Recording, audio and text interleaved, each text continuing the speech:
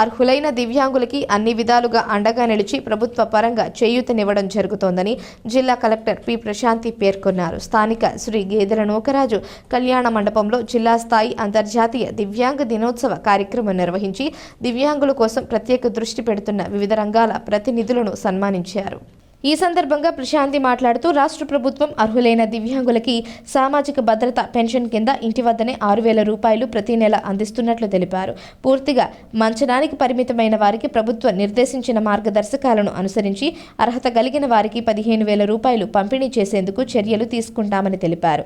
City MLA Adireddy Vasu, rural MLA Gorantla Butchaiah Chowdary మాట్లాడుతూ NDA కూటమి అధికారంలోకి వచ్చిన తరువాత 40 నుంచి 80% వరకు అంగవైకల్యం ఉన్న వారికి 6,000, 80% ఉన్నవారికి 15,000 రూపాయల వరకు పెంచి పెన్షన్లను నేరుగా మీ ఇంటికి వచ్చి ప్రభుత్వం అందిస్తుందన్నారు. అర్హులైన దివ్యాంగులకు గతంలో టిట్కో గృహాలు మంజూరు చేయడం జరిగిందన్నారు. అదేవిధంగా రాష్ట్ర ప్రభుత్వం పెన్షన్ పెంచి వారి అభివృద్ధికి ఆర్థిక సహకారాన్ని అందిస్తుందన్నారు.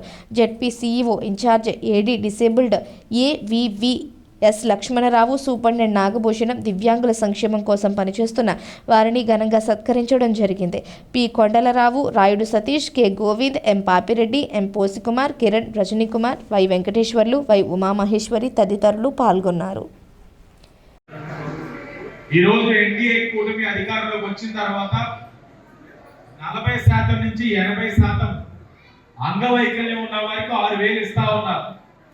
అలాగే 80% దాటిన వారికి 15,000 మీ ఇంటికే వచ్చి ఇచ్చే కార్యక్రమం ఈరోజు ఎన్డీఏ కూటమి చేస్తా ఉన్నాం. అంటే కొంతమంది చెప్తారు పెంచుతామని, సంవత్సరానికి పెంచుతారు, కానీ అలా చేయలేదు. గౌరవ ముఖ్యమంత్రి నారా చంద్రబాబు నాయుడు గారు మీకు 3,000, 6,000 చేస్తానన్నారు, 15,000 చేస్తానన్నారు, చేసేరు తెచ్చి ఇస్తా ఉన్నారు. అలాగే కొన్ని మీకు సమస్యలు కూడా ఉన్నాయి. సదరన్ సర్టిఫికేట్ గా గవర్నమెంట్ హాస్పిటల్లో సదరన్ స్లాట్లు కూడా చాలా ఇబ్బంది అవుతా ఉంది. వీటిపైన కూడా చాలా సందర్భాల్లో ఓ పక్కన కలెక్టర్ గారికి తెలియజేస్తా ఉన్నాం, మరో పక్కన ఈ హాస్పిటల్స్ పరంగా కూడా వాటిని ఏ విధంగా సరి చేయాలన్న కార్యక్రమం కూడా చేస్తా ఉన్నాం.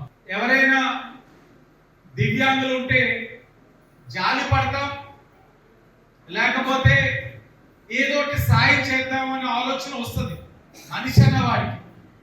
కానీ జియాన్ సంస్థ పట్ల గత ప్రభుత్వం ప్రవర్తించిన తీరు ఈ రోజు కూడా జీవించుకోలేకపోతా ఉన్నాం.